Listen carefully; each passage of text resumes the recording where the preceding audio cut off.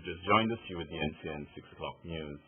Digicel's Chief Executive Officer Gregory Dean is calling on GT&T to fast-track the agreement which will allow local mobile cellular subscribers to text message between the two networks.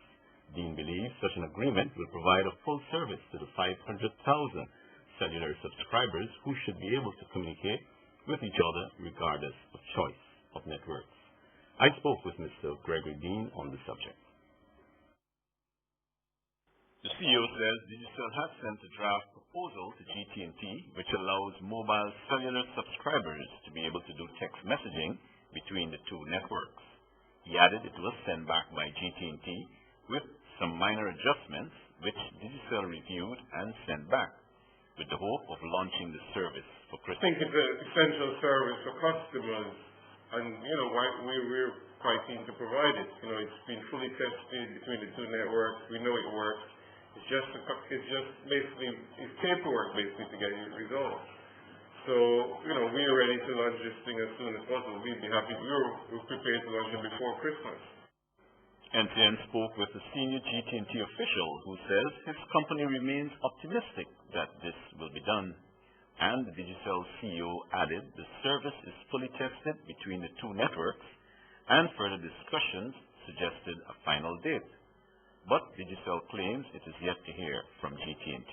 They then said to us they couldn't do anything until January.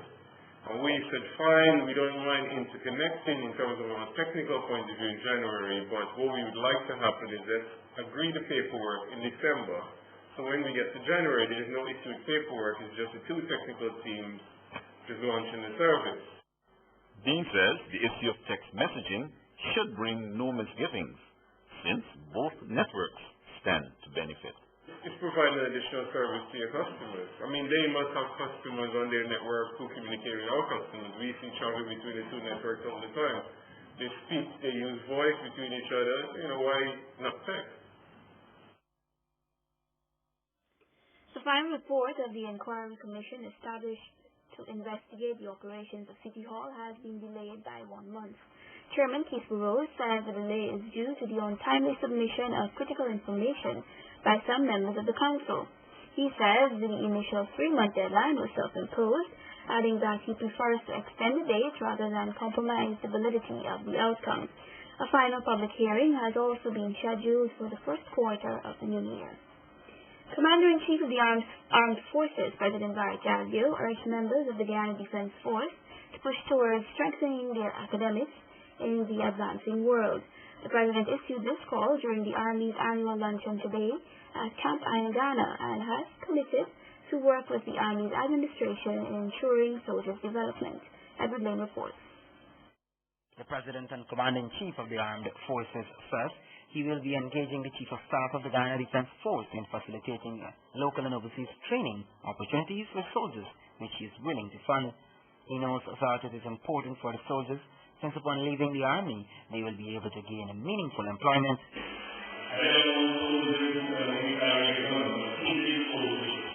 Meanwhile, the President said 2008 has been a tough one for the Army and the security forces as a whole as they were confronted with 3 massacres. However, he noted that they have managed to overcome these hurdles and must be rewarded.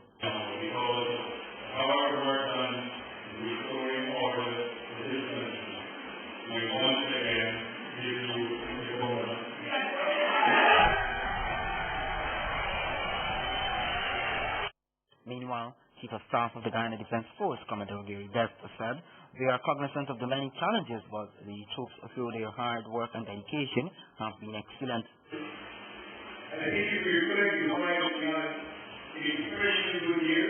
We had some downs indeed, but I think we bring to the occasion. Sometimes you want to destroy that the GDF is going to had a good year, but we still improve. The Commander-in-Chief, the Chief of Staff and other senior staff of the Army today served their juniors during the annual Traditional Soldiers Day luncheon.